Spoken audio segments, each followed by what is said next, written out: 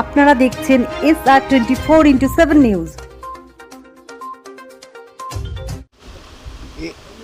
এটা বিজেপির একটা সাজানো নাটক। তারা জেনে গেছে, তাদের নেটওয়ার্কটা তো বেশি, কারণ আইবি ফাইবি এগুলো সব তাদের নিজস্ব লোক। তারা জেনে বুঝেই চাপ সৃষ্টি করবার জন্য, কর্মীদের আশ্বস্ত করবার জন্য এই কারবারটা করেছে। কারণ মমতা বন্দ্যোপাধ্যায় আরও দুটো সিট হওয়ার আমাদের অ্যাসেসমেন্টে ছিল, কী করে হলো না জানি না। মমতা বন্দ্যোপাধ্যায় যে ঘোষিত কর্মসূচি, তার মধ্যে মানুষ তৃণমূল কংগ্রেসকে দেবে, এটা সিদ্ধান্ত দীর্ঘ সময় মানুষ সিদ্ধান্ত নিয়ে ফেলেছে। তৃণমূল কংগ্রেসকে ভারতবর্ষে কোথায় কী হলো জানি না, পশ্চিমবাংলায় তৃণমূলকে আমরা এগিয়ে নেব।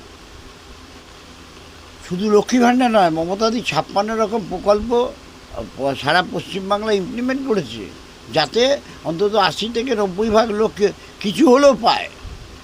সারা ভারতবর্ষে কোনো রাজ্যে এই পরিকল্পনা বা এই পরিস্থিতি নেই যা মমতা বন্দ্যোপাধ্যায় মস্তিষ্ক প্রসূত বাংলার মানুষকে সহযোগিতা করবার জন্য এই প্রকল্পগুলো সরকারের পক্ষ থেকে করেছে। যার কারণে মানুষ মমতা বন্দ্যোপাধ্যায়কে সিদ্ধান্ত নিয়েছে যে ভোটটা মমতা বন্দ্যোপাধ্যায়ের পক্ষেই যাবে। ও যেভাবে সারা পশ্চিমবাংলায় পরিশ্রম করেছে সমস্ত প্রার্থীর হয়ে, তা দেখে আমরা বুঝেছি ওর জায়গাটাও তৈরি করে রেখেছে। নাহলে কেউ জায়গা ছেড়ে এত পরিশ্রম করে বিভিন্ন প্রার্থীর হয়ে খাটে না। অভিষেক বন্দ্যোপাধ্যায় তো একটা নিজস্ব ঢঙের মধ্যে দিয়ে নিজের এলাকায় চালায়, যার কারণে মানুষ প্রচুর সুযোগ সুবিধা তার কাছ থেকে পায়। যার কাছে সুযোগ পাবে না তাকে ভোট দেবে, এর কাছে সুযোগ পায় ভোট দেয়। বিজেপি জেতার পর এনকাউন্টার হবে, তা জিতলাম আমরা, তাহলে এনকাউন্টার করা দরকার তো। কিন্তু এই পরিস্থিতিতে রাজনীতি চলে না। এর আগের বারও মমতা বন্দ্যোপাধ্যায় যখন পশ্চিমবাংলায় ক্ষমতায় এসছেন 11 সালে, সেই সময়ও বলেছে, আজও বলছে, শান্তি চাই। ভোট হয়ে গেছে, এবার শান্তি।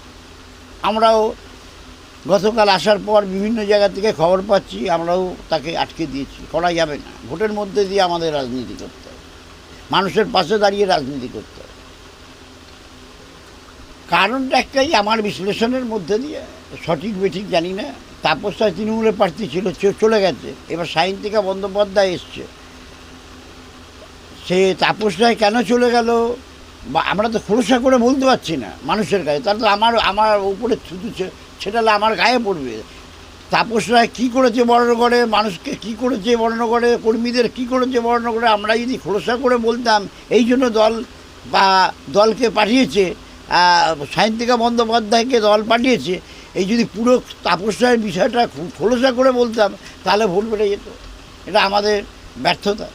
চলে গেলেন আপনার চ্যানেলে আমি বলেছিলাম তো, ভোটের পর কাটা বাল্ব হয়ে যাবে। দেখুন আর কি, শুধু কাটা বাল্ব না, আরও হয়ে যায়।